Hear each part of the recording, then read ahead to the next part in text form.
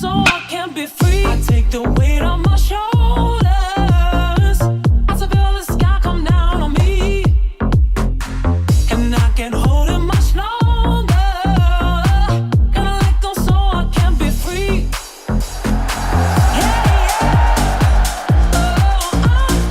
Let's do this.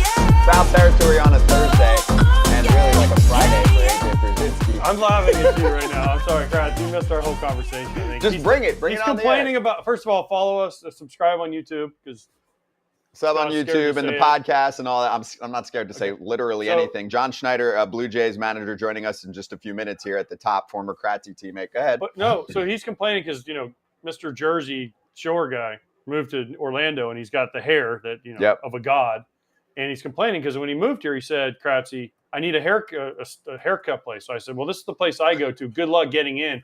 He's like, "It's Orlando. 3 weeks to get my haircut. What is happening? It's not New York. I don't get it." I'm like, just wait, just go in there. It's ridiculous, though. I'm not making an appointment a month out to go to get a haircut. You have to. Kratzy knows my pain. Kratzy doesn't have that problem. If you're listening on Apple or Spotify, Eric Kratz just took his hat off. And he's bald. Should I start doing play-by-play if we do anything ridiculous video-wise? Because I have some people that are listening on car rides. And I'm like, well, that sucks. Then just watch it on YouTube later or something like that. Yeah, but then they can't see your glorious hair. I didn't need to comment. I didn't need to comment on what you guys are talking about because I have, stay in your lane. I will get out of my lane plenty. I do not need to get into that lane. You guys with your backwards hats. So that's why I don't have to comb my hair. Why? Because you wear your hat? Yeah. Yeah, but why don't you show off the hair sometimes on the show? Dude, look at this. No, it looks great.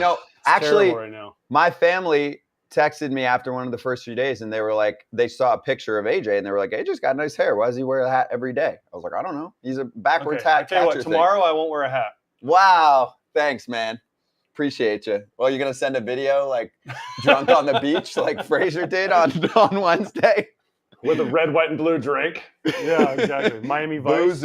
Boozing. Hey, let's bring on John Schneider, Toronto Blue Jays manager, took over late in the season last year. Former Eric Kratz teammate in the minors, rocking the backwards hat a little bit too. I love that.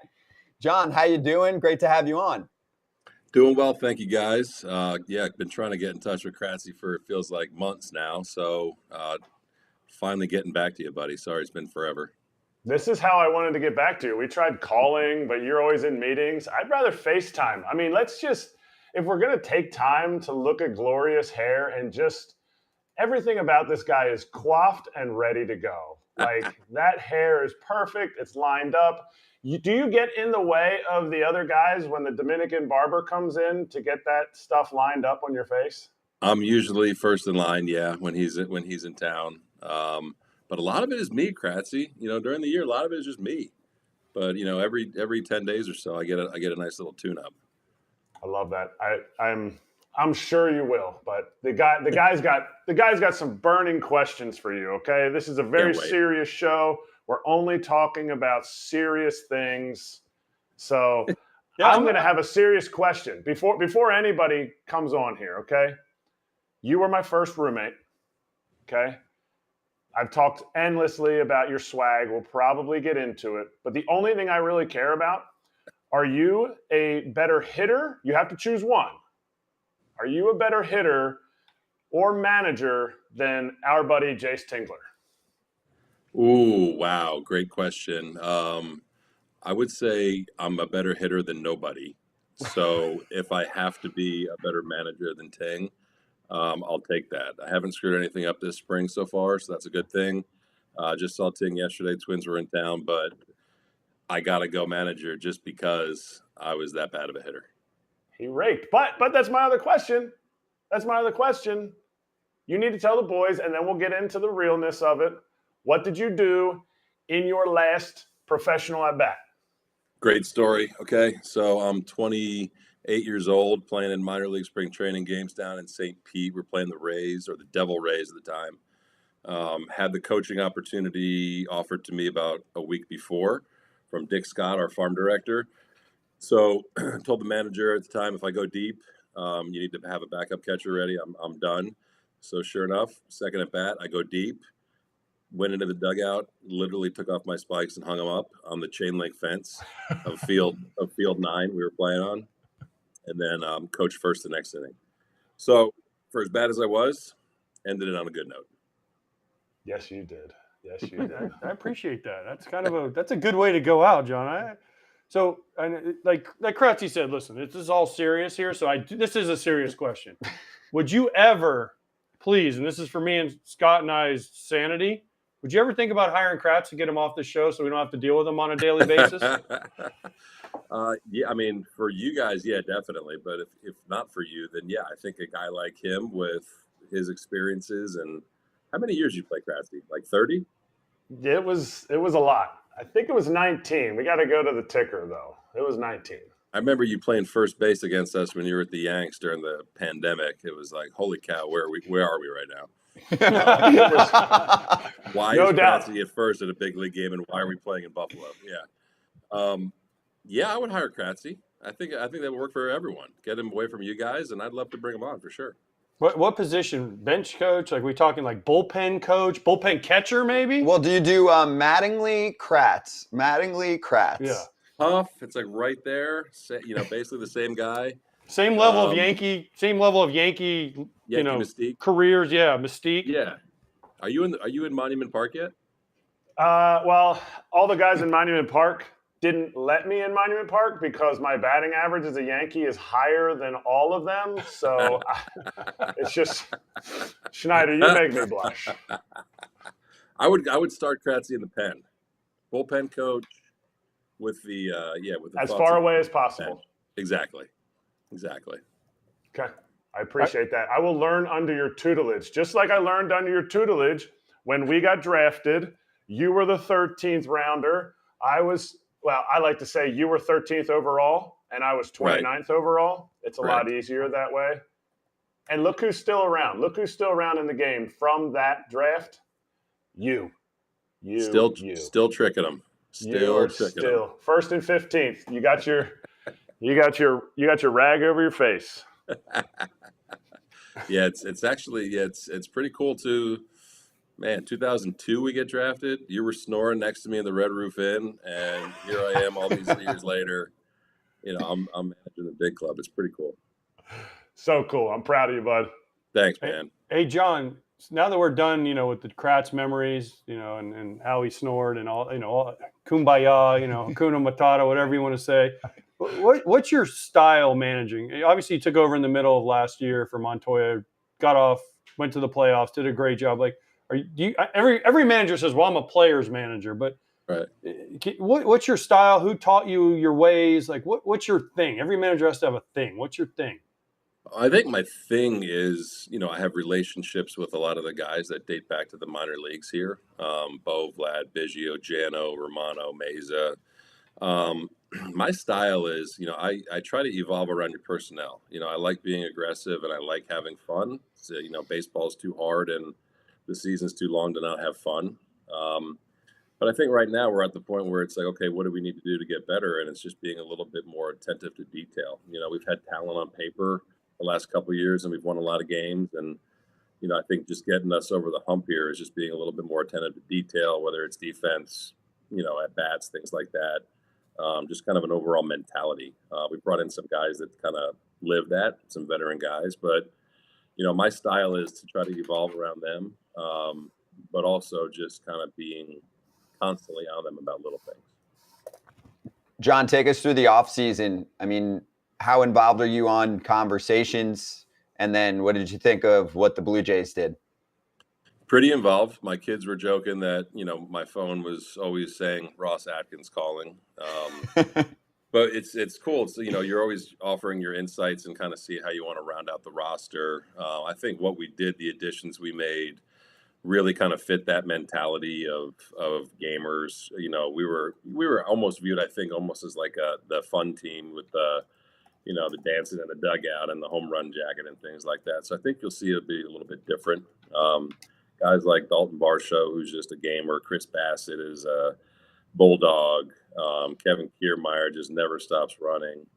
It's been a cool mix of guys that came in that were mixing together with guys that we already have. So it's I loved what we did. Run prevention was something that we were really trying to improve and not be so one dimensional as an offensive club. So getting Eric Swanson in at the back of the bullpen helps as well. So it's I was really happy with it, and I think our lineup is much more balanced. I forgot Brandon Belt too. He's here. He's going to start playing soon. So I think just the right-left balance is better. Kind of the personality of the team has changed for the better. You said about starting to play soon. How's Vladdy doing? Not being able to, he's still playing some, right? If I'm correct, he's still playing a little bit. Is he pissed that he's not going to WBC? And did you need to be the one to break that to him? He's pissed. Yeah, he's doing well. He's going to hit live BP tomorrow.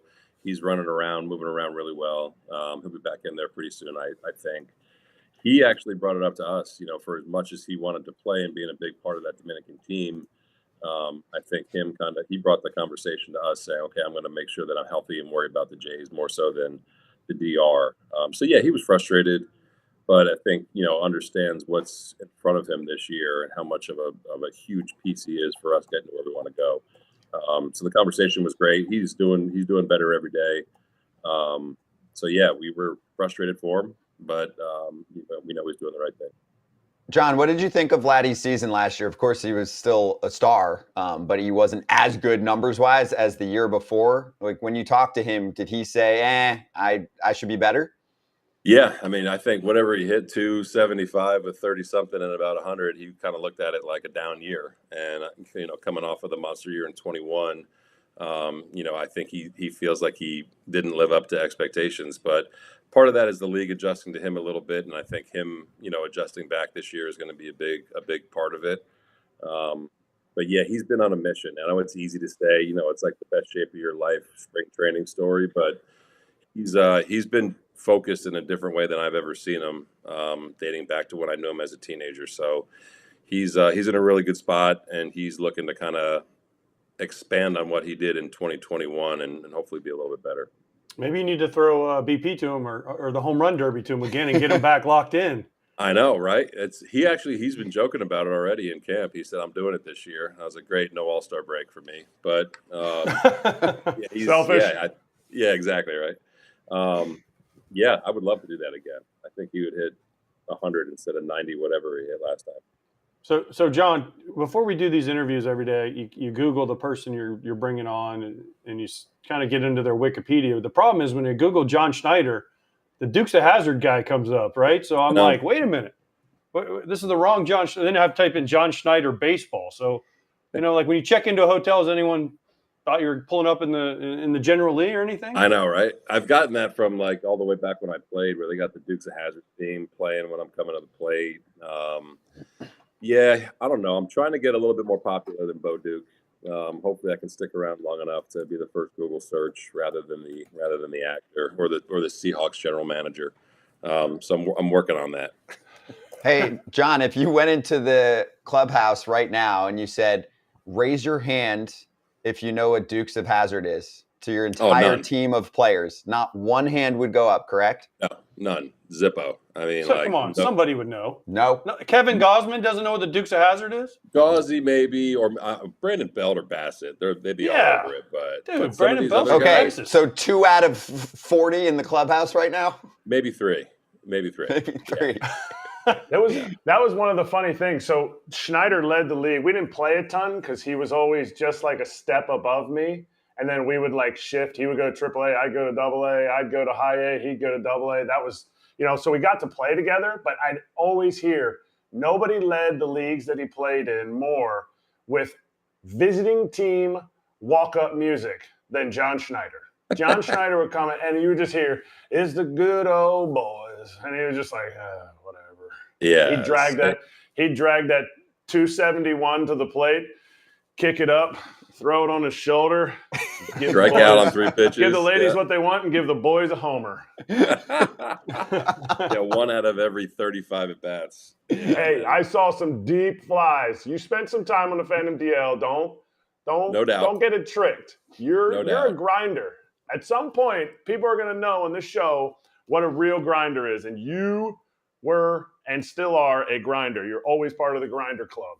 I appreciate that. Those backup minor league catchers, I think, kind of have to be grinders, where you're catching the 10:30 school game and wearing an 0 for 4. You kind of get used to it.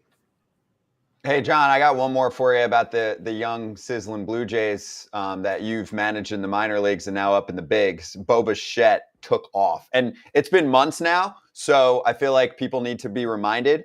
Maybe best player in baseball in the month of September was Bo Bichette. So I'd like to give you at least some credit for that. I know you made some lineup tweaks too. So what did you think of Bo then? Can we see that for a full season? Where's he looking in the lineup?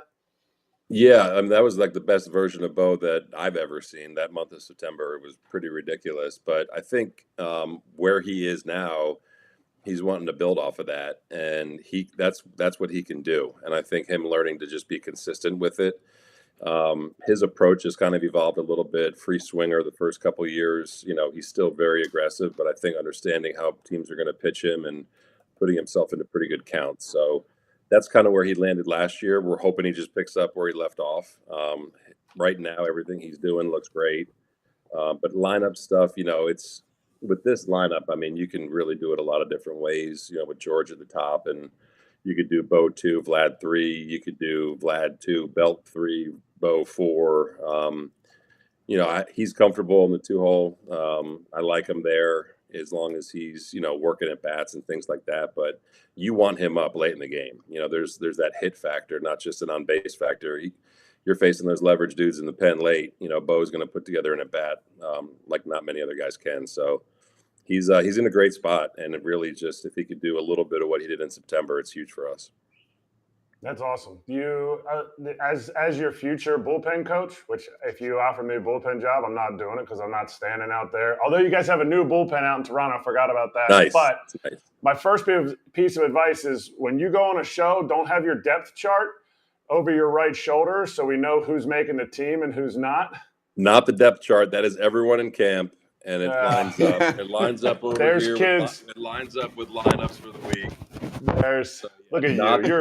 there are no secrets being revealed right now. Your show. But some minor league kid is zooming in on that. They're pausing it and they're zooming in to try to figure out if they got a shot at going to Double-A. No, I want to talk about Grayson and Gunnar. What do they think of their big league dad? Do they get it? Do they, does Jesse bring them up, or are they living in the six? What's that like? It's awesome. Thank you for bringing them up. They're 6-4. Gunnar, the 6-year-old, thinks that he's part of the team. Basically, just is in there all the time. Grayson is kind of along for the ride right now, but they come up in the summertime when school is done. They stay up there for a couple of months with Jesse, and it's really cool. It hasn't really hit me yet that this, the every day in the clubhouse, the big leagues is kind of their norm. Which is something that I'm trying to really take advantage of too. But they got all the gear. They got Blue Jays, hats, lizard skins, helmets, all the stuff. And it's cool for them to walk in and kind of give a fist bump to George, Vlad, Bo. The guys are great with them. They love it. So it's cool having them around. They kind of keep me grounded, and they get me off the ledge sometimes on some rough games. So it's really cool that they're there.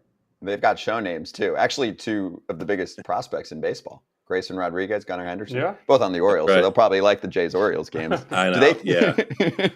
Do they think Dad's a hero? I'm not talking about your job. I'm talking about what you did. What was it? A couple weeks ago, saving a woman in a restaurant from choking. You know the Heimlich?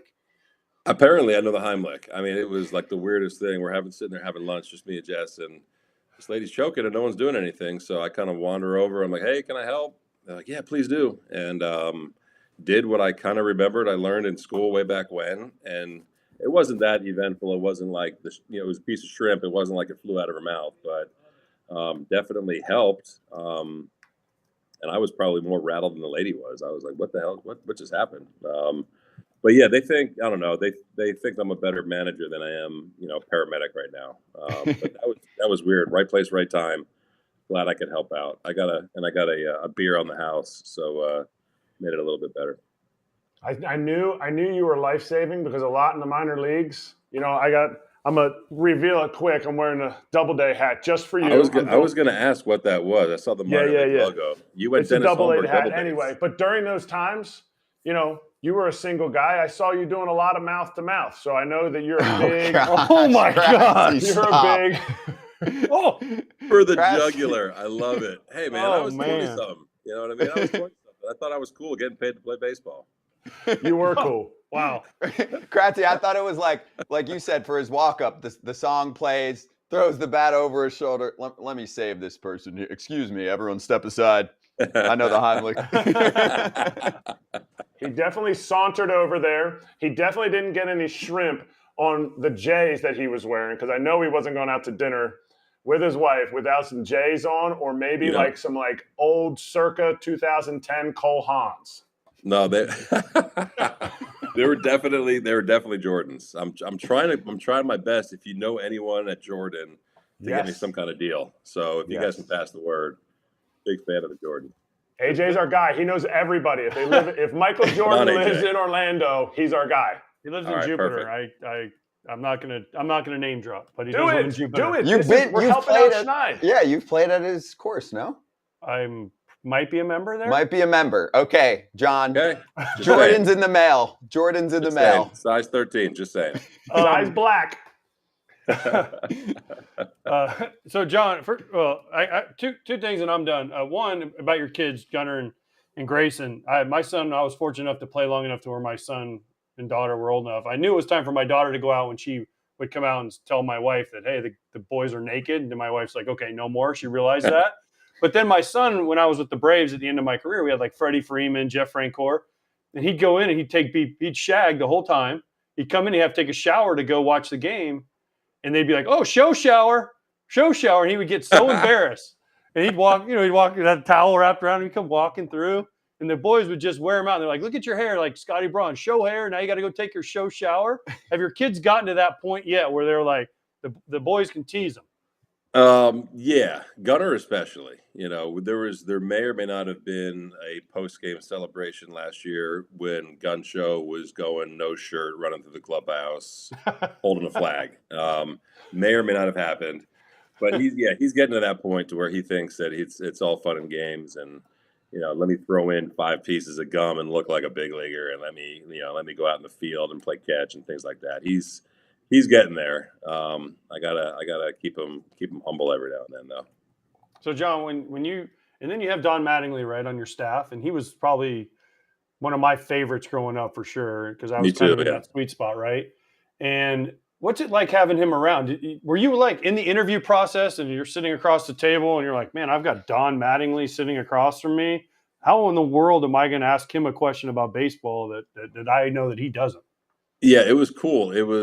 I grew up watching him, being from New Jersey and kind of being a Yankee fan, and I still give him some crap about that. But it was a really unique opportunity to where we had a chance to get to know each other.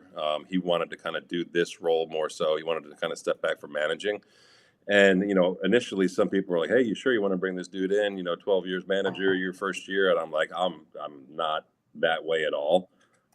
He told me if I got fired after opening day, he wouldn't want the interim job. So it's to have that experience, those experiences, that skill set. I think our players kind of needed that. As much as he helped me and the staff, he's a great sounding board for the players when you're talking about hitting or game situations. He's been great with Vladdy at first base, kind of teaching them some ins and outs. So really unique opportunity. And as we got talking, it was kind of just we were very similar in our thoughts about lineup construction, player deployment, game strategy. I pick his brain on things, he picks my brain on things, which sounds funny, but I think it's a pretty good yin and yang with my style and what his background is. And really looking forward to having him on one side, Pete Walker on the other. Those conversations in game are going to be fun. Schneids, we're going to let you go, bud. I'm going to end this. Obviously, we've been joking a lot. I couldn't be more proud of you, bud. Like, seriously, like, to see you grind through the minor leagues, like, we didn't even really get into it. I hope we get into it more, but I am so proud of you. The only thing I need from you is to switch that TV in the back to some FT Live when the boys are on, okay? Every day, Monday to Friday, 11 to 1 Eastern time. We are international. We'll go on like it's youtube.ca maybe. I don't know what it is in Canada. It's $3.99 internationally. And it's free. Subscribe and tell the boys in the locker room they can come on anytime they want. Yuck it up with the fellas. Perfect. But we're definitely going to have you back on. Best of luck. I love watching you out there grinding it out in the East. Thank you, Kratzy. I appreciate it. It's I feel this sounds corny. I feel very fortunate to have this opportunity with 22 years with one organization. But I appreciate you saying it, man. Love what you've done in your career and AJ too. And I'm sure you guys are going to kill it on this show too. So thank you very much, man. It means a lot.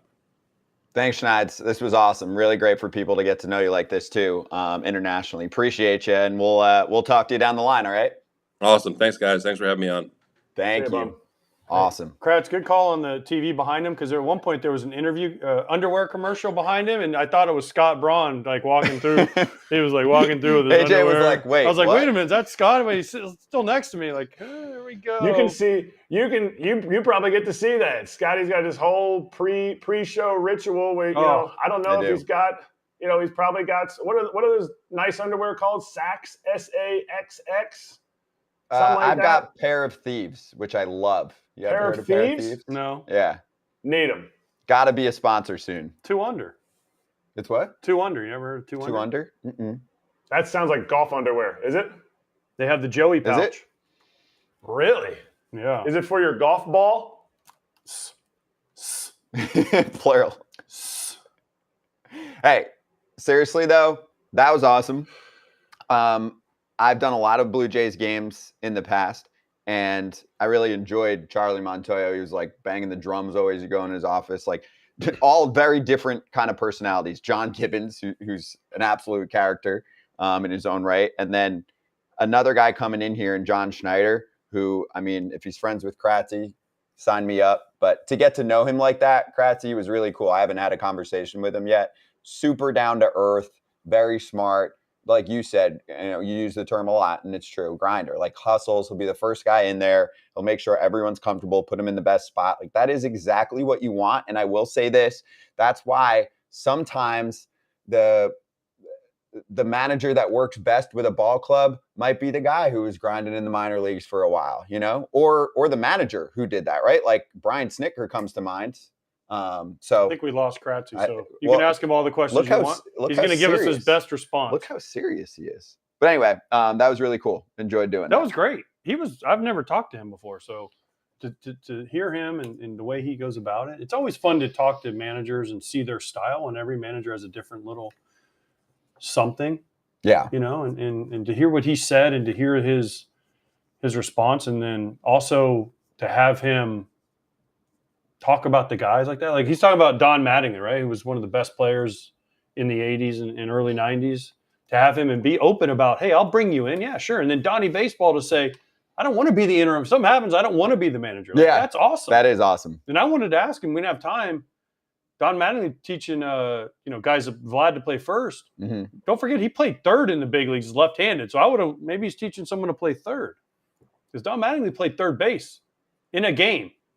In a lot of games? I don't know if in a lot of, but there's video of him playing third base, left-handed, and making a play, like a slow roller. Oh, I mean, I wouldn't doubt Don Mattingly in this prime can handle it, That's cool, though. Kratzy will be back with us soon. So instead of Kratzy, we got a pretty nice replacement. Oh, we do? Wins above replacement. Ken Rosenthal. Oh. It's a good replacement. Joining us right now, live, and I think Kratzy's back, too. Kratzy, you good? Let's go. This is so good. Let's This go. is so good. Ken, we're all over the place. We start off, we go right to John Schneider, who actually gave us a little bit of news, by the way. So first off, where are you? And then I'll deliver some news to you, Ken. Actually, I'll tell you now. Vladdy Jr. already committed to the home run derby. John Schneider was talking about how he's thrown to him, and he was like, he already told me, we're doing this again. I'm hitting 100 homers this time. I heard that, and I heard he was not happy about missing his All-Star break. But, Scott, I am actually in the house that AJ built. This is the Arizona house that he built, Camelback Ranch, home of the White Sox and Dodgers. Of course, the house that he built, I don't even know what the park is called anymore in Chicago, but that's the big one. Hey, Ken, the ranch, we used to call that place the ranch, right? Because it was a ranch. It literally is a ranch. And the seats are like yellow, so no one could ever see. Our infielders would be out there and the balls would be going by them, and the seats are yellow. So it matched the color of the ball. So Paul Konerko, the ball would go, phew. He'd be like, I never saw it. Sorry. So hopefully they changed that at one point. But Ken, welcome to the dark side, the White Sox, and go Sox. Actually, AJ, I'm not here to see the Sox. I'm here to see Team Columbia, because they are, of course, one of the teams in Team USA's pool in the WBC. And we're going to be doing all the games on Fox, so I have to kind of learn what's going on with Columbia. They're managed by Holbert Cabrera. Two of their coaches are Orlando Cabrera and Edgar Renteria. Now, as for their team, they'd be a lot more interesting if Jose Quintana could play, but they do have Gio Urshela, a couple of other guys you might have heard of as well.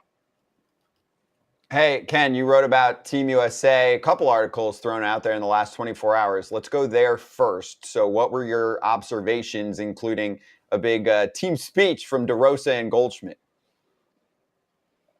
Well, just to see these guys together on the field is amazing. And the first day, we're at the workout, and here come Trout, Goldschmidt, and Mookie walking side by side, 3 MVPs. So that alone, to me, is really intriguing. And when fans say I'm not into the WBC, I always say the same thing. Watch the games. The games are great. And if you've seen any of the ones overseas so far, they've been really interesting. And it's just a lot of fun, the event. Now, as for that speech you mentioned, DeRosa is managing for the first time in his life. He's never coached in the majors, minors. Well, he has a 13 and under team in Atlanta, but I don't think that really counts. So this was a big moment for him the other day, having to address the team, this team of great players. And he spoke for about 15 minutes. And this kind of surprised me because this player is known as one of the most stoic players in the game, Paul Goldschmidt. He asked to speak. And he wanted to speak because he wanted to talk to the players about what this experience was like. He was there in 2017 when Team USA won the championship. Him and Arenado were the only two members of that team that are on the current team. So Goldschmidt basically relayed what Adam Jones said to the team at that time. And Adam addressed the team and said, guys, this is not a joke.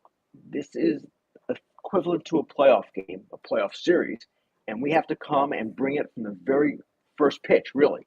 And that is exactly how this works. And it's going to be really interesting. And the USA-Mexico game on Sunday is a sellout here in Phoenix, sold out. So that atmosphere is going to be electric. The game's in Miami with the Dominican Republic, Venezuela, Puerto Rico in the same group. They're going to be amazing too. And then, of course, the teams that advance go to Miami for the quarters, the semis, and the championship game. Ken, you mentioned DeRosa as the manager's first time managing other than obviously his 13U team. What's the pressure on DeRosa? He's mentioned before, if you talk to him, that he'd like to be a big league manager. Is there pressure on him to get this done? Say the U.S., I mean, I think they're going to get out of the pool, but let's say they lose in the quarterfinals. Will there be some kickback on him for not being able to handle this team? And will it affect if he ever does become a big league manager? AJ, I guess the answer to that is it depends on how the games are played out. If they are played out with the manager stumbling all over the place and blowing pitching changes and whatever else might happen, yeah, I guess you could say, well, he wasn't the right guy. But I have a hard time believing that's going to happen. He does have Jerry Manuel as his bench coach, Dino Ebel as a third base coach, but a guy who's going to be with him closely as well. Andy Pettit's the pitching coach, and DeRosa is raving about him, the work he's put in. They also have an analytics person from the Dodgers who is helping along. Now, he's not going to be managing the games, of course, but he has some support. And he's got two of his best friends on the staff as well, Brian McCann and Michael Young, as well as Ken Griffey Jr. as the hitting coach.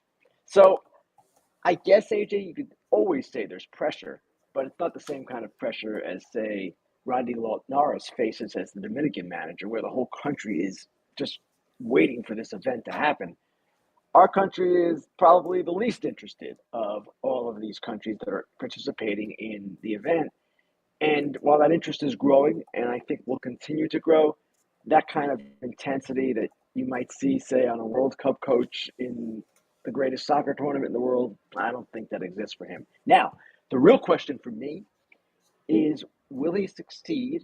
Will he enjoy it? And will this propel him onto possibly a major league job? Will he want a major league job after doing this? He's talked about it a lot, and he's talked about that idea, but he also has a really good job with MLB Network, and I'm not so sure that he'd want to leave it and face the pressure that all major league managers face. Hey, Ken, tell me about the pitching that he's dealing with. It's a big topic lately because the USA roster lineup-wise, you're like, yep, that's what it should look like. Pitching-wise, it's no knock against the pitchers that are on the roster. They're good, but it's not the biggest names in the sport. We spoke to Corbin Burns a little bit about it on yesterday's show, and my whole theory, which is proven true with basically any pitcher I've talked to, is you've got the young stud pitchers pre-contract, and we know that for most pitchers, like there's just a higher injury risk. So especially ramping up spring training, you don't want to look back and be like, damn, as much as I loved pitching in the World Baseball Classic, that messed with my arm pre-big contract, because players they're under team control. They don't get really rich, especially if you're a pitcher, right? Until you hit free agency a lot of the time. On the other end, if I'm like the Mets, say, and I'm signing Verlander and Scherzer in their late 30s, I'm like, guys, no. $45 million, no. So is that the problem here? That certainly is the problem. Pitching is always more problematic for the U.S. in particular, putting together its WBC roster than it would be maybe for another country where the players are more into it. But at the same time, the major league teams do have say here. And as you mentioned, Scott, they're going to influence who is allowed to go and who is not. Now, we're going to see Julio Urias pitch for Mexico. He is not only the Dodgers' ace, a Cy Young contender every year lately, but also a potential free agent at the end of the season, and he's doing it. So the U.S. rotation is not ideally what we would want to see. It's not Garrett Cole and Max Fried and Corbin Burns, et cetera, et cetera. Adam Wainwright is going to pitch the opener. Lance Lynn is on the staff.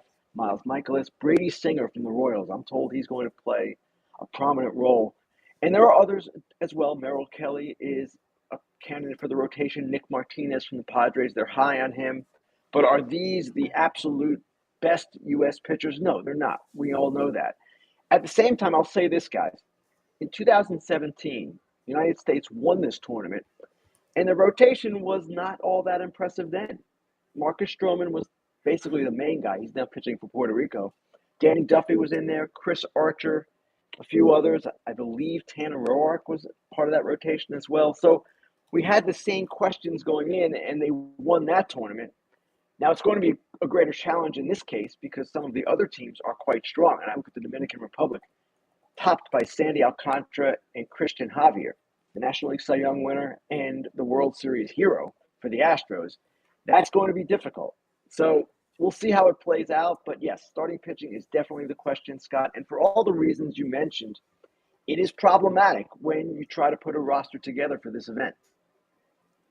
How is you're a writer first, but I think before that you're a fan.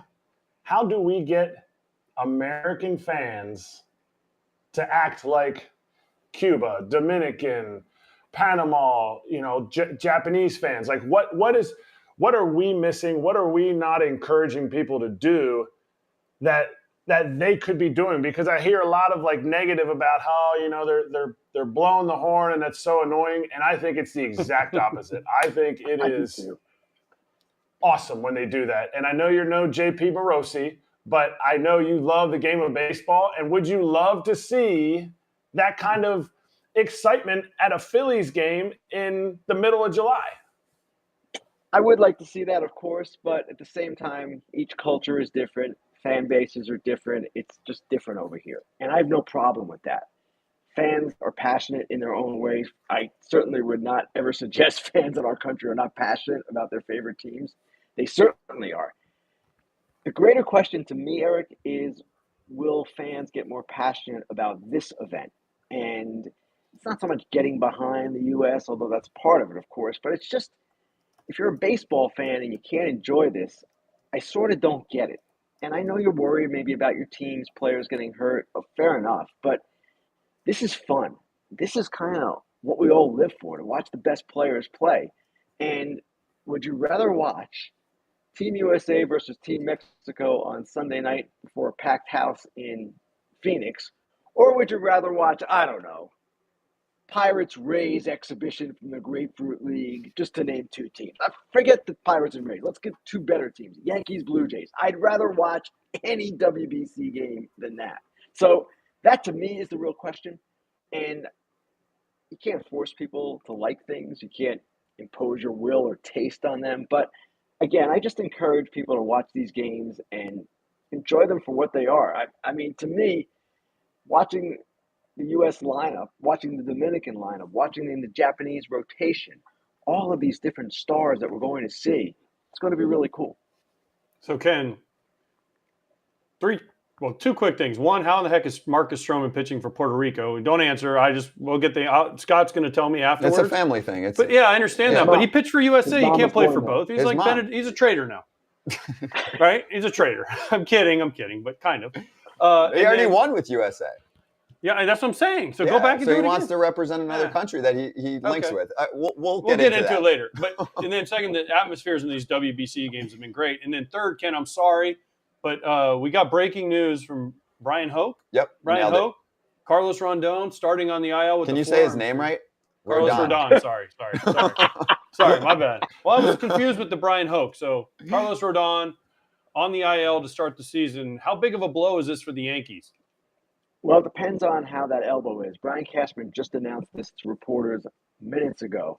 And they've got Montas on the IL already. Tommy Kahnle's going to start on the IL. These are a little bit ominous for the Yankees, no question. But Rodon, hey, if it's just a situation where it's a slight thing and they're going to shut him down for 7 to 10 days, which is what they announced, and then he comes back fine, okay.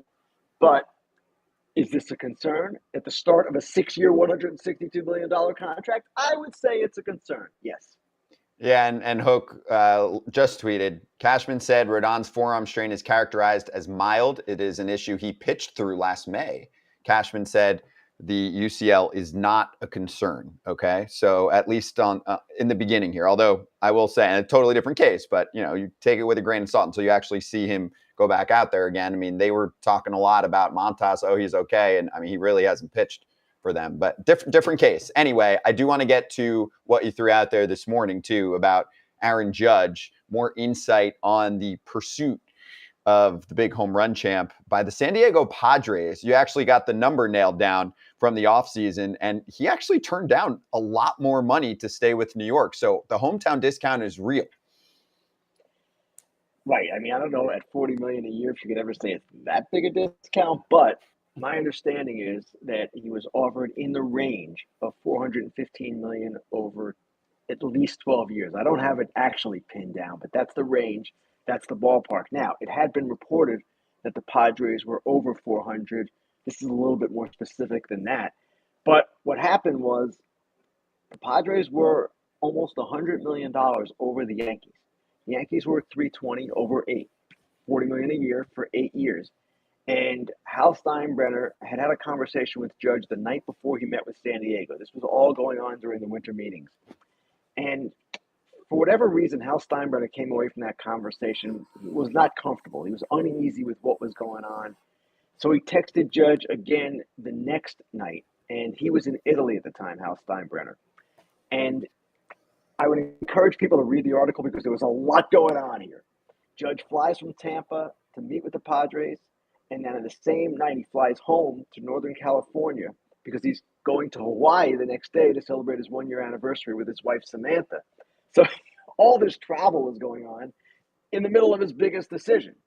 So he eventually talked to Hal Steinbrenner at about 3 a.m. Pacific time. I don't know what time it was in Milan, Italy at that moment. And at that point, Aaron Judge said, and he told me for this article, I laid my cards out for him. I told him what was going on. And at that point, Hal Steinbrenner said, okay, we'll go to the 9th year. That was what the holdup was. 9 years, 360. Judge was happy. He wanted to be in New York, and he stayed there. That's really cool. And also just awesome that the Padres were legitimately going after him, Trey Turner, that number you put up there in the article about 342 mil. So, I mean, how do you think Padres fans feel about this whole situation? Obviously, they could be somewhat bummed that they didn't get him, but overall, you're like, what's not to like? My team's going after every major star that hits free agency. And as a nice consolation prize, we got one of the most consistent players in the game in Xander Bogaerts. Right, Scott. And what happened with the Padres at the winter meetings was they tried for Turner. Turner goes to the Phillies. They immediately pivot to Judge.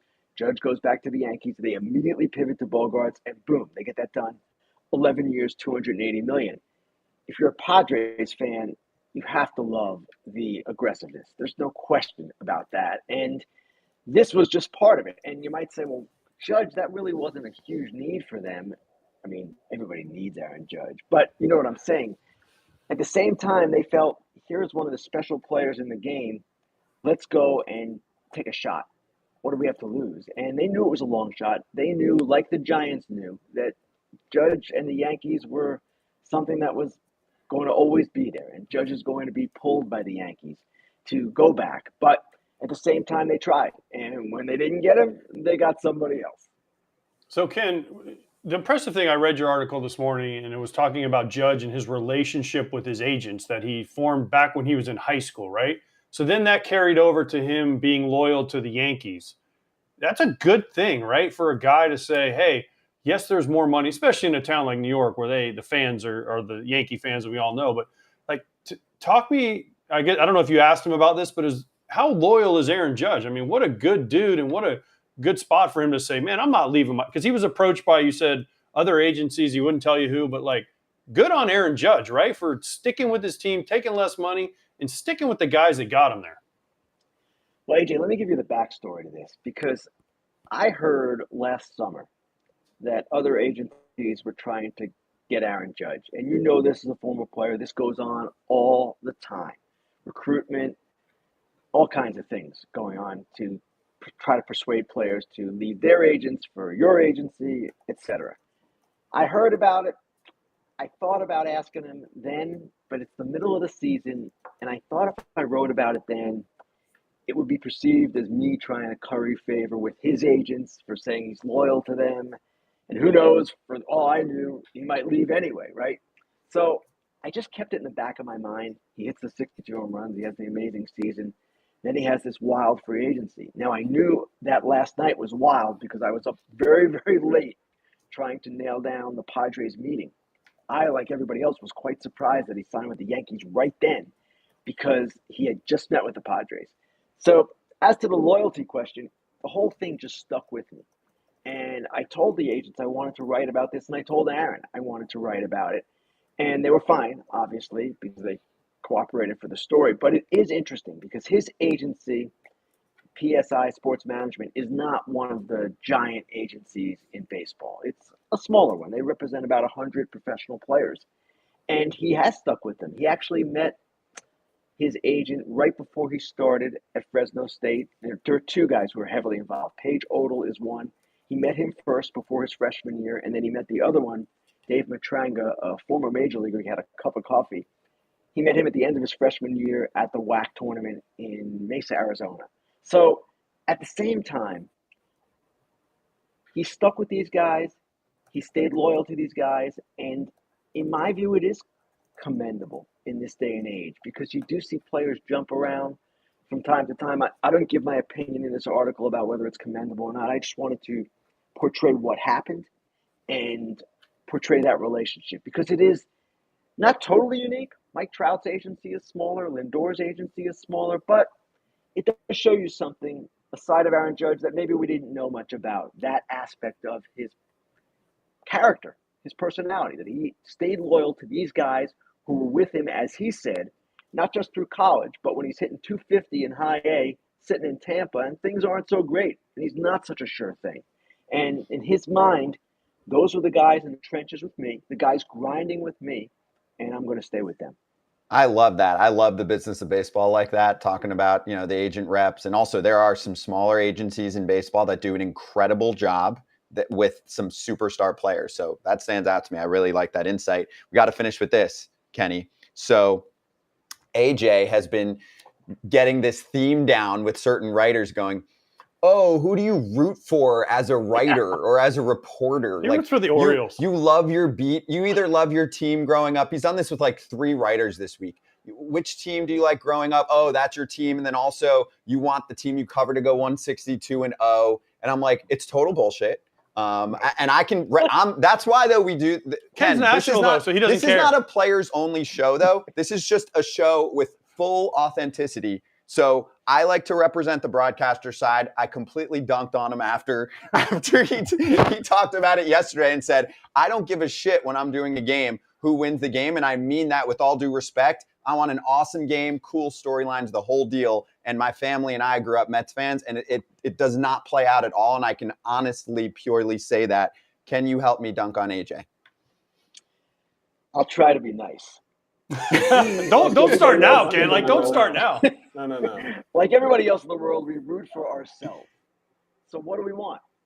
Fast games, which we're now going to get. But more than anything, we want interesting stories.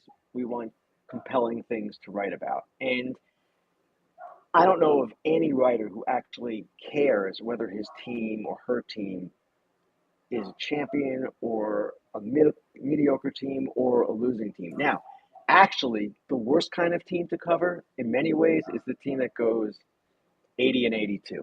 It's kind of in the middle. It's not as compelling. A team that crashes, a high salary team that goes south, that's an interesting team to cover. A championship team, of course, is interesting to cover. A team that goes on a big run, makes the playoffs, anything like that. That's very interesting. But frankly, for me, even the 80-82 team, now I don't do this on a team basis anymore. I obviously do cover it national, but every team is interesting to me. And what we're looking at every year are 30 reality shows playing out of our 162 games, and they're all interesting. But honestly, AJ, you can stop asking writers who they root for. It's totally irrelevant. Once you do this for a living, it's your job. And you got a whole different set of responsibilities, and your passion for a single team, it pretty much goes away. Bull crap. Why are you shaking your head? What don't you understand? You're full of crap. He's full of crap. That's ignorant ball player talk. Oh, they want me to win every game. But I'm saying, like, you're thinking about that. You're not in the media. Tell him, Ken. You're in the media, but you're not a journalist like that. I can't be in or not. I'm either in or I'm out, and I'm in, I think. Yeah, I have a credential fine. that says You're in. broadcaster. You know this. You know this. Oh, I don't know. Now listen, here, Ken. We've done games together, and so here's the thing: when I'm doing a game, I don't root for a team, 100%. I also only do, but I also do like one game of a team, maybe per season. So I don't. But if I was there I want as a fan, I want my guys, my reporters, I want my play-by-play guy, I want my analysts to be like, yes, go team. Like, hell yeah, we won. We walked them off. Or damn, I'm mad we lost. Says the man who played when Hawk Harrelson was his broadcaster. Yes, that's a great point. AJ, I understand what you're saying, but it is different. When it's your job, it's different. And I get it. I grew up rooting for the Mets now, and I've forgotten that I even rooted for them as a kid.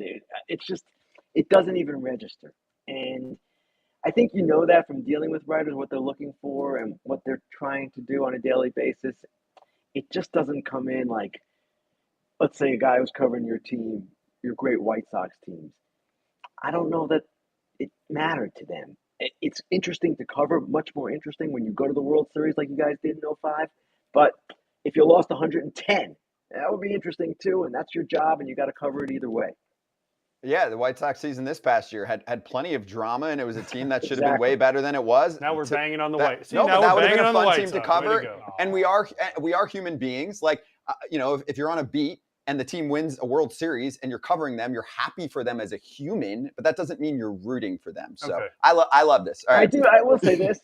I like rooting, not rooting, but yeah, I'll say this. I root for individual players. I want certain guys to do well. Maybe a guy who's had a hard time coming off an injury, and I know him for a while. I mean, of course, you're a human being. But as far as the team rah-rah thing, that's not happening. I can't wait till and after I'm not this just interview. talking about me. I'm talking about everybody. It's not happening. I can't wait for this afterwards. I'm going to get on Twitter and say Ken Rosenthal admits he's a Mets fan, and I'm going to put that all over Twitter and just see what happens on Twitter. Like that would be the Ken Rosenthal is a Mets fan. And Mets fans would say, "Boy, that's news to us. That guy crushes us all the time." Yeah, exactly. Because the Mets had a lot to write about. I mean, they still do, but always the Mets have had plenty of drama. So, Ken, enjoy WBC. We'll talk to you next week. This was awesome. Thanks, guys. There you go. I had some help. Oh, you What? guys. Okay.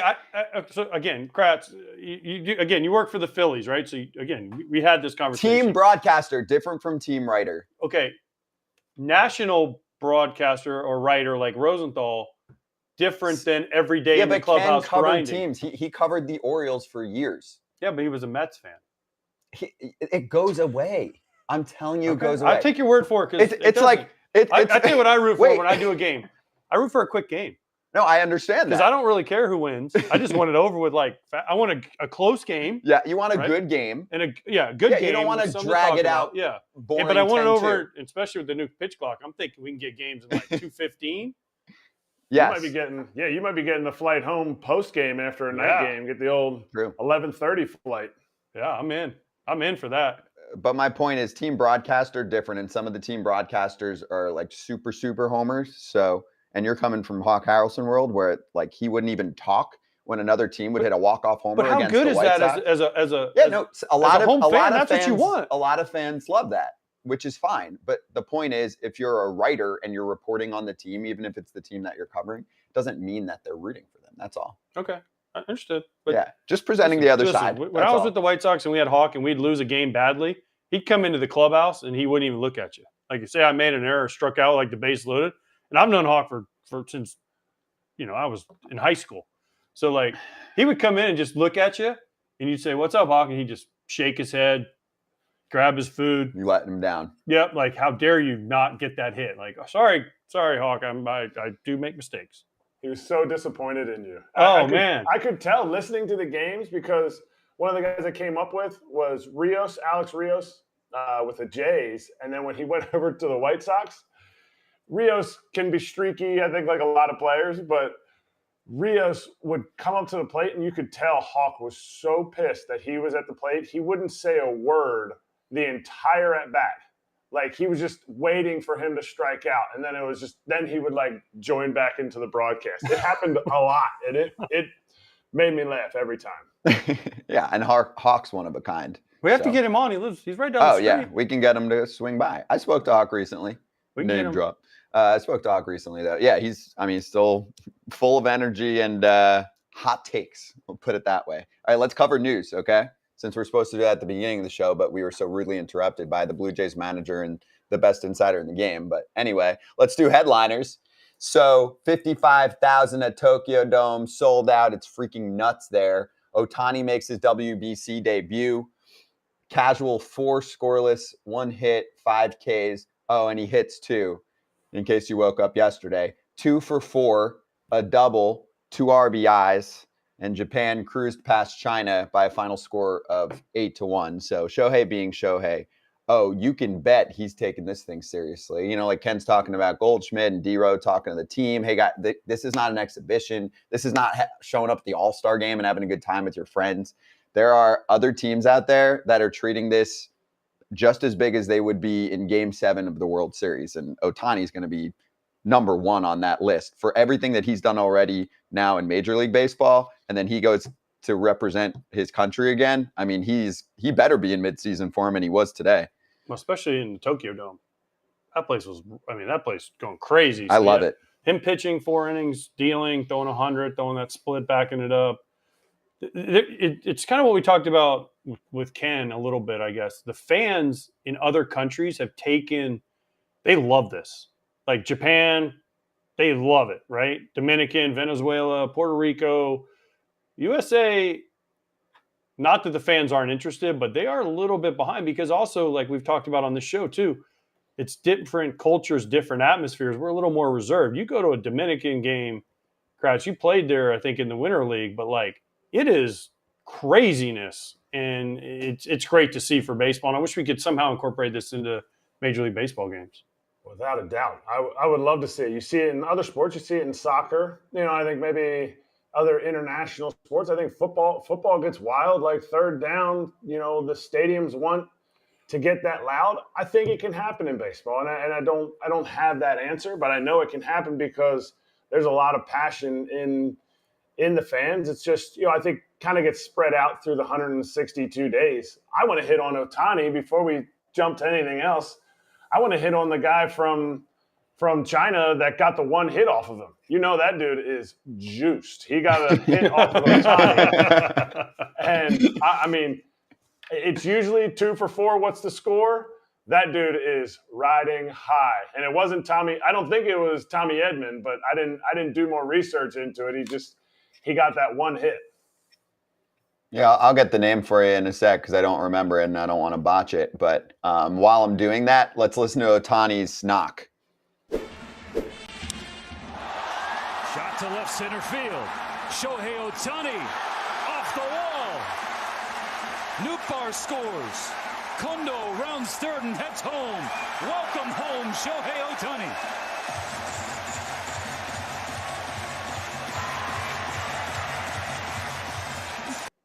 Chills, because we're watching it too. If you're listening to us on Apple or Spotify, we're watching it, and you hear that. And great call by Steven Nelson, but chills. I mean, awesome. And the crowd, like, it just goes he's back the biggest. He's the biggest star in the probably country. Since maybe Ichiro. Yeah, I would say so. I mean, being over there the 2 different times in 14 and in 19 when I went, that stadium, we played in Tokyo. In 19, we played all our games in Tokyo, but it's incredible how, like, the fans I would call it behind home plate all the way around down first and third base line to the home run fences. And when I say the home run fences, the people that worked out there had whistles, and any ball on BP that would be going, they would blow their whistle so that everybody was afraid of the ball coming. And the fans were so into it just in BP out there. They're out in the outfield just going crazy. They have chants for every player. They have huge banners. I mean, you see it on the broadcast. People will spend the entire at bat with Ohtani jerseys, like holding them up in front of their face. Like, I don't know if they're hoping to get on TV, but they are like super juiced. Yeah, I love it. It's awesome. I mean, it's a different vibe out there. I will say this, though. We're not completely knocking the game here. No. The playoffs is nuts. Of course. I mean, Philadelphia sure. was special this San year. Diego was on. San Diego. Every playoff special. atmosphere is great. Yeah, but but also the playoff atmosphere when the team hasn't been there recently or hasn't been there much, and they get another taste of it, like the two we mentioned here in Philadelphia and San Diego. Us being out there, you were in San Diego. I did a lot of Philadelphia last year coverage. It's up there. It's awesome. Yeah. Playoffs are a different animal. Yeah. Let me get to one more because this is huge for the country. Italy beats Cuba. So Cuba fell to the Netherlands the other day. 4-2. Offense didn't show up. Not a ton of offense from them again against Team Italy, and they're not full of big league pitchers. 6-3 your final. It went to extras. 3 in extras for Italy, and they take down Team Cuba with the big names. Luis Robert, Yoan Moncada, Cespedes. You didn't even mention who pitched for Italy. Matt Harvey.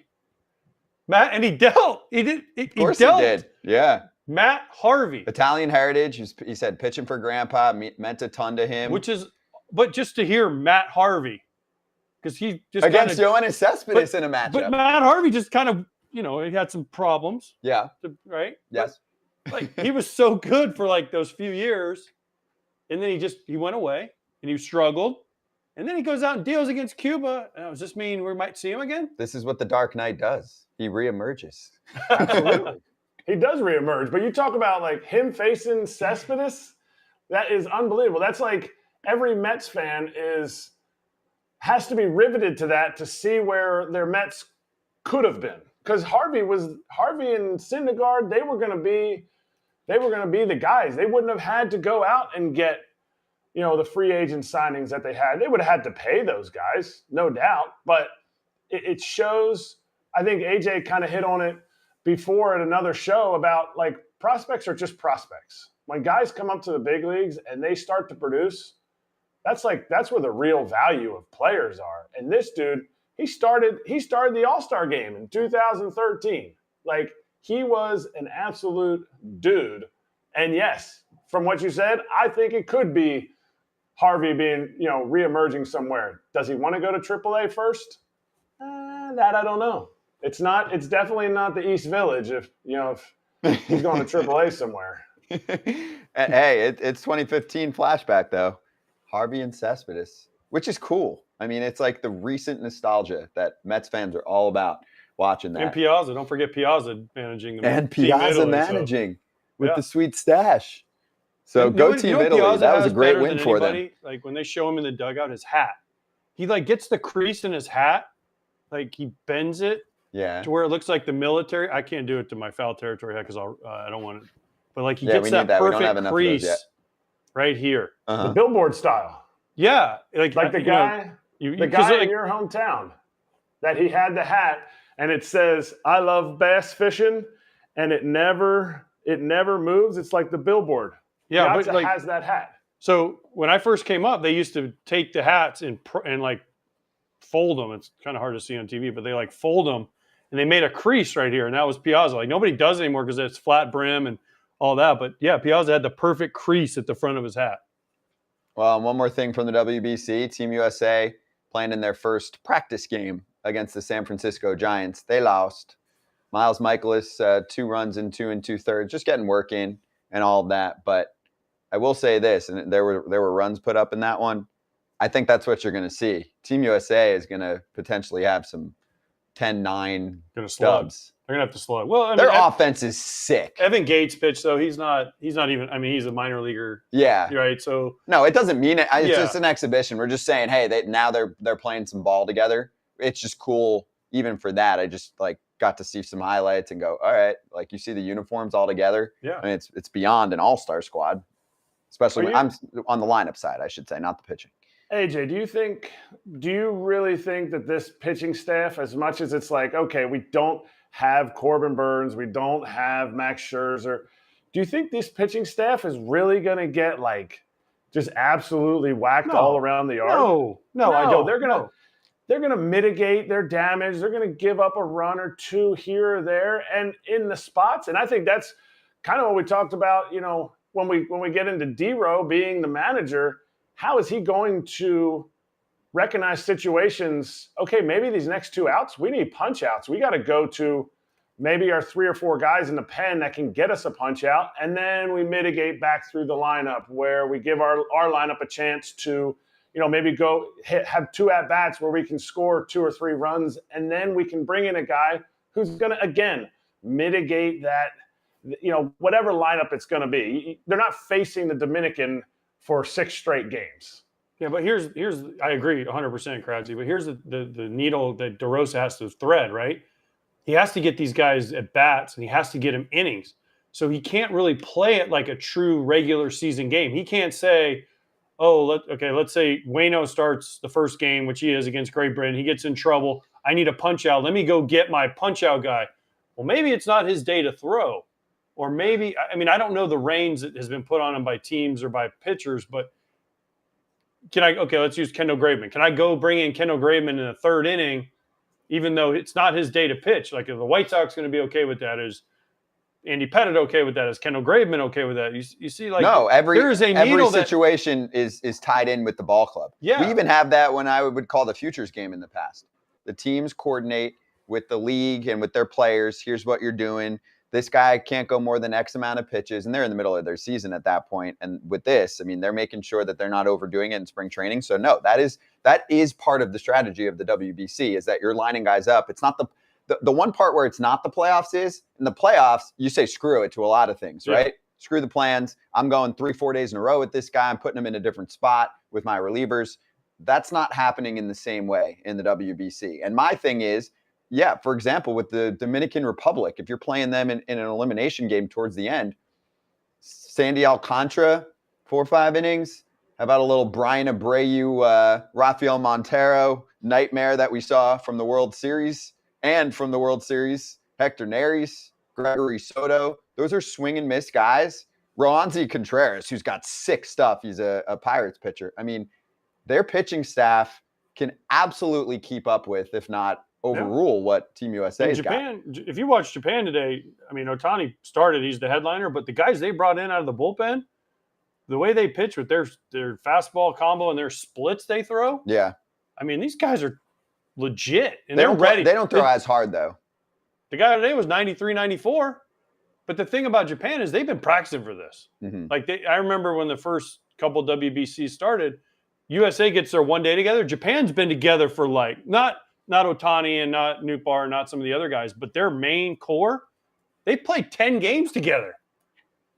Double-digit games together. So these guys they know. That's a big deal. No, you're right. That matters. That's why Japan is good. That's their X factor. They have good players. They have good players, but I'm saying their X factor is that they've been ready for this. Yeah. That matters. That makes a difference. Okay, let's rip through some social stuff. So we had Australia and Korea and in a WBC game, and they went to review because, oops, I stepped off the bag for 5 seconds, slapped that tag. Hey, that's his fault. And if you're listening right now, celebration to the dugout. The right foot hops off the bag for a full second. It wasn't a tough replay review, and you're out. And of course, social media going nuts, saying, dude, you got to watch yourself. But also, they're like, oh, it's Bush League to tag him. No, it's not. It almost happened in the Cuba game today, too. Really? Italy, Cuba. There was almost another one where the guy thought he called timeout, and the third base umpire was like, safe. And then the second base umpire came and was like, no, I had time. But he stepped off, too, and he was going to be out. Then the third base umpire banged him. So, make sure you get timeout. Make sure you get it. And then you do whatever you want. But make sure you don't jump off the base. And good on Australia to do it. Absolutely. Australia, they were clearly locked into this whole game. It was back and forth, and the big 3-run homer by Glendening. Let's get to the Dominican Republic. Hold on, we got to Mark Wiener just texted. Todd Frazier, while he's on vacation, also had this happen to him in a big league game. So, Todd, if you're watching, what an idiot. Yes, he did. Hey, clip that off, and we'll run it back for Frage next week so he can have a rebuttal to AJ. When was it? Who was it against, Kratzy? The Blue Jays. It was against the Blue Jays. Ryan Goins tagged him. It was like he wasn't even really celebrating like the guy from Korea was. It was just kind of a, My feet are moving. I can't still. I can't. Oh no. I mean, it was, yeah. I can't imagine what it was like, but hey, he's part of the show, so we'll ask him. 2 more for you from WBC. Dominican Republic, stacked roster, having a good time in the dugout. I mean, it's a party there. That is some ball club too. I love it.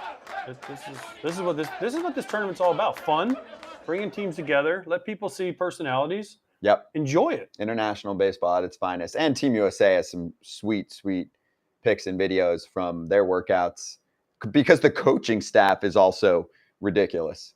So, for example, you got Mookie Betts, Mike Trout, and Ken Griffey Jr. having a casual conversation, showing a picture here from our buddy JP Morosi. Griff, can I get some of them swingman shoes, Griff? Come on. No, man. now I've got homework for you. You've got to get Jordan sent out to John Schneider. Oof. Can you do it?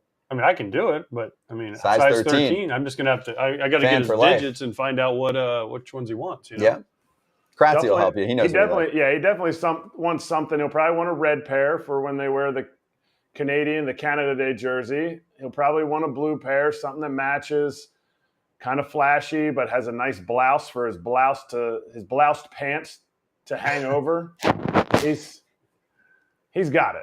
He's got it going on, but I don't think Griff's sending you any shoes. Don't. No, he does. Griff's gracious. He sends shoes. I think when he goes to the Futures game, he gives them to everyone, the prospects, all of them get hooked up.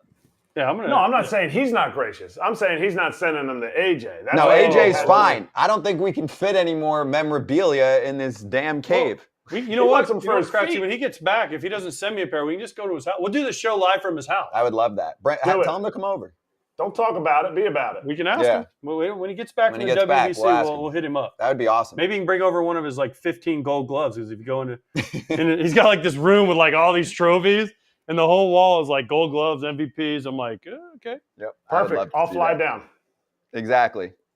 Lastly, before we do slap hands, Alex Bregman working on new moves in spring training, a complete bounce pass to second base to fire up a double play where he's moving from left to right and he's on the run. He said it's like the awkward, soft toss, or do I just and his body is going towards the outfield. So the angle is like, hey, I've got an accurate throw if I bounce it over to second. And then, of course, again, I'm looking at this on social media, and some are like, oh, that's super cool. I think it's cool. It's cool to watch if you can pull it off. I think it's awesome. But some on social are like, oh, that's BS. Like, everyone's going to be trying to do that now, kids, whatever. Okay, well, NBA players do cool shit that kids can't do. Like, are youth basketball players going to try 360 dunks? No. Like, if you can do it, great. It's cool. It worked well for him. If not, that's fine. And also, if you don't bounce it, it doesn't always end up at second base either. I'm all for it. Listen, bounce. They tell you in basketball, bounce pass is easier for the guy to catch, right, than the old chest pass where you fire it. But watch him. He doesn't have to get his feet set. He throws it perfectly. Now, the one caveat is he's playing on big league fields. So, a high school kid or even in the minor leagues, if you're trying this and there's a little bit more of a uneven playing surface, it might not bounce right to the second baseman. But, I mean, he throws it but he said he can throw it harder. Right, so he can throw it harder into the ground, and it gets there quicker than he can because he's off balance. He just kind of lobs it. You'll see that thrown away a lot. So this is the time to try things, and if it works, you'll see Alex Bregman do this in a big league game. It's going to be cool when he does it. I agree.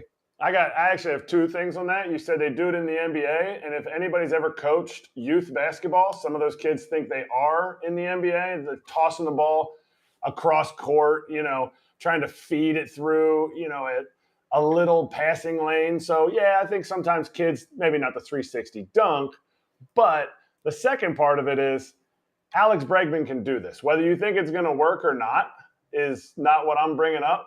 What my comment would be about it is the guy's making $20 million a year. If he makes a couple mistakes trying something, he'll be fine. He's not trying to make the team. He's going to be on the team. So this is the perfect time to do it. Yeah, that's fine. The running out the fly ball the other day with the O'Neal Cruz chatter, that's way more of a no-no in my book, but social media goes the opposite way. They're trying to crush on Bregman for trying something different. And then, you get the same people going, oh, it's just spring training. Like, make up your mind, okay? Clearly coming from someone who got in beef with some people that had no argument late last night on Twitter.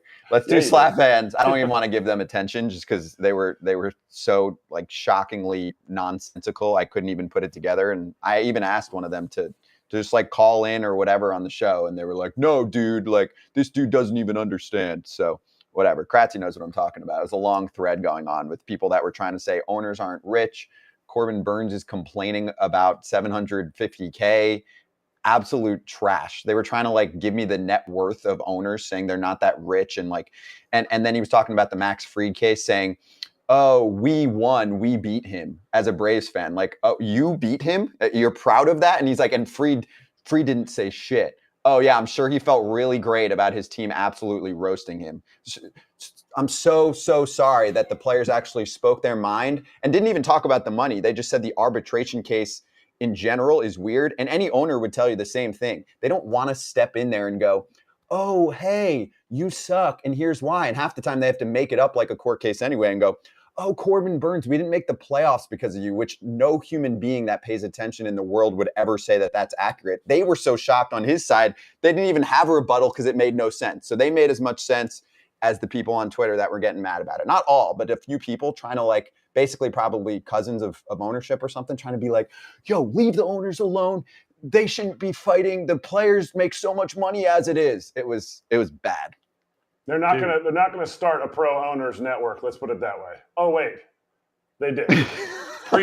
I mean, I was looking for a soapbox here for Scott because I mean, man, I felt bad for him right there. It was embarrassing. Was the shit that was being was being put out there was so embarrassing. And it's like the classic, like I'm a pretty nice dude, pretty friendly. So I'm like, hey, like, I'm offering just like a friendly debate rebuttal. And they're like, this dude doesn't even do his homework. Like they didn't answer the question. They're just like, can't even talk to this guy, doesn't do his homework. And then finished with, which I eventually had to stop because I had to go to bed. And my thing was, you're firing off 20 replies to me. Like, dude, can you just come on the show? I'll bring you on a show that has superstars every day for 2 minutes to actually talk at the point, because I can't spend all night replying to one human being on Twitter that's not making any sense to the rest of the world. And instead they're like, desperate, must have no guests on their show, because clearly they're not watching. I'm like, oh yeah. Again, no response. I'm like, all right, gave them the shot. I just ended it with like, friendly invite, thanks. Like there's nothing else to do. Are you done? Do you want me to be done? No, because you're doing your rant, which I love, because I love when people just go off on rants. It's great. But I just keep looking at the plant and thinking it's growing on me. Because I just keep seeing the plant. I'm like, the plant is kind of growing. I like it. I like it. It looks good. We need more one shots for sure with that plant. Yes. Like at first I was like, I don't know, but now it's after that rant and what you just did, the plant has grown on me. Tune in tomorrow, Friday, on Foul Territory, where that plant will be featured the entire show because AJ won't be here. So it's going to be this all day long. Last thing I'll say about the rant I was thinking about this. Remember that San Diego Union Tribune article or the op-ed where the person was like, I can't watch baseball because the players make too much money? I think I know who wrote it. I wanted to send him the article, but I was like, I'm worried about my safety at this point. This person's off the rocker. Get him on here. Like that. Get this person They on won't. here. They're scared. That's how Twitter works, dude. Twitter muscles. Literally, they don't even debate you. Some of the people, many people are actually great. I have a lot of friendly conversations in debate. But when you're just not even answering anybody's reply and you're just saying this dude doesn't do his homework, doesn't realize that owners aren't that rich, I'm like, sorry, I got to go throw up. Let's do slap hands, shall we? Happy birthday, CJ Nitkowski, Aaron Boone, who I think will get on the show pretty soon, our military base of the day, Naval Communications Station, Harold E. Holt. That's a joint Australian and United States Naval Communications Station on the northwest coast of Australia. Either of you been to Australia, by the way? You have? Of course you have. I have. I'm jealous. I really want to go out there. Okay. Well, I don't know if we have time for this, but so I went to Australia. I always wanted to go to Australia. Mm-hmm. We go to Australia a couple New Year's ago, and I'm like, I can't wait to go in the Great Barrier Reef. Like, I can't wait to go swim on the Great Barrier Reef. And I'm sorry, it kills me to say, one of the worst things I ever did, because we go to the beach. I live in Florida, so I'm used to going to the beach. You go in the water, you say, all right, man, I'm going to go out swim, whatever. You're not really worried about it. But you can't even go on the beach. You can't go in the water because there's crocodiles, there's sharks, and there was jellyfish that sting you and kill you. So you can't go in the water. So what's you won't the point go in the water just because of sharks, jellyfish, or crocodiles? Crocodiles? They're like, you can't go in the water because a crocodile will come up and eat you. And then a jellyfish. So you go out in the Great Barrier Reef, you have to put a full body Lycra bodysuit on, so the jellyfish don't sting you and kill you. Wait, but you went in? Of course I went in. Oh, so there's no crocodiles at the Great Barrier Reef, but I'm talking about on the beach itself. The Great Barrier Reef's incredible. Yeah. But the beach there, you can't go in. They have to put these big nets around. You can only swim where there's nets because of the jellyfish and the crocodiles. I didn't know there's crocodiles in there. Yes. They like, you don't walk on the beach at night because a crocodile will come out of the water and get you. And eat you. Yeah. And I ain't scared of alligators. We got them everywhere. I'm not afraid crocodiles, of them. different story, different though. animal. Yeah, obviously. Look up crocodiles. I'm not fucking with the crocodile. All right, Kratzy, you take over. What's the Kratz hats of the day? Our minor league report. Well, I kind of already said it was Schneider on. So Schneider went. This is the Auburn Double Days. One of the let's see, it was short season, the New York Penn League. This team, when I played on this team, Schneider played the year before me, so he would have played 2002. I went to rookie ball, and then the next year, 2003, I went back to Auburn, I went to Auburn for my shot at Auburn. But that team, we were the best, statistically the best team ever in professional baseball. We never lost. We lost like 15 or 16 games that year. And then we got bounced in the first round of the playoffs by the Williamsport Crosscutters. I mean, we had on the team, we had Sean Markham, we had Aaron Hill. I don't think Russ Adams was on that team that year. We had Ryan Roberts. Remember Tatman from the Diamondbacks? Man, I'm forgetting people. And the one guy that never even made the big league, won the Triple Crown that year, Vito Chiaravolati. Vito Chiaravolati. He should still be playing for Team Italy, but he's like teaching swimming or something. He's a swim coach, but it was a baller team. That was kind of a like, Kratz says on Twitter, humble brag or whatever he says, Name dropping? That was a lot of name dropping. I mean, I think even Sean Markham and Aaron Hill would say, you're not name dropping me compared they were to my teammates. Yeah, exactly. Well, compared to AJ, texting Guy Fieri, chilling at Ken Griffey Jr.'s house, a little bit of a difference there. So I just say, I'll take your 2002 double dayers, and I'll take our 2000 Salt Lake Buzz and throw them up there, and I think but we'll get into this another day. And we have as Scotty's Twitter followers say, we have no guests on. We'll get into it one day. We'll have no guests on. No guests at all. We had nobody. No.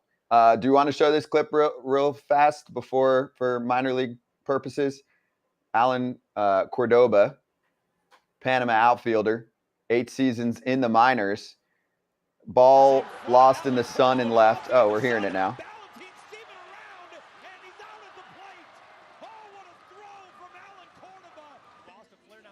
Line in the sun, was still able to recover in time to put an absolute rope into the glove of Christian Bethencourt, who slaps the tag on. Well, great hair. The third base coach was unbelievable because he hit full panic mode when he realized the ball dropped. He's running by him. Valentin's running by him. And then 3, how do you say Panama? Panama. Yeah. Have you ever heard the Van Halen? Why are you criticizing Panama? For the guy that just said Carlos Rondon or something, Rendon today. I was thinking about Brian Hoke, so I apologize. Carlos, I apologize. Panama. Yeah. Better? Have you ever heard the Van Halen song? Panama. It's not Panama. Yes, Panama. Yeah. So not Panama. Van Halen and AJ Przinsky are giving us English questions. My favorite part, besides Cardona's House Valerian hair, is the tag by Bethencourt was awesome. But my favorite part on the replay, if you watch it from I guess it's like the low home angle, the Netherlands third base coach is standing there just like watching it fall. And then you see him like freak out.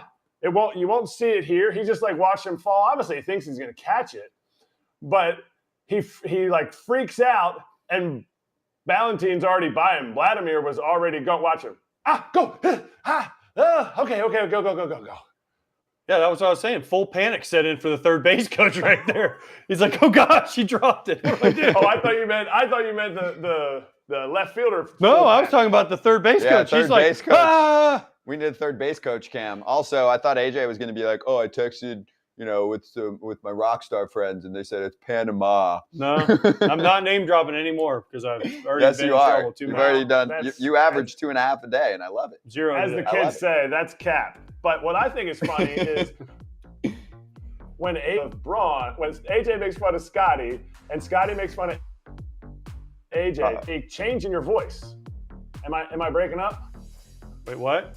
There's a change in your voice. Actually, good timing at least for I Kratzy's can't hear him. Kratzy's internet to kind of get a little hiccupy. Kratzy, pay your internet bill Please. so that we can come back with you on Friday. No AJ Friday. Oh. Adam Jones, WBC legend, will give us more on the tournament and the speech that he delivered that led to a title.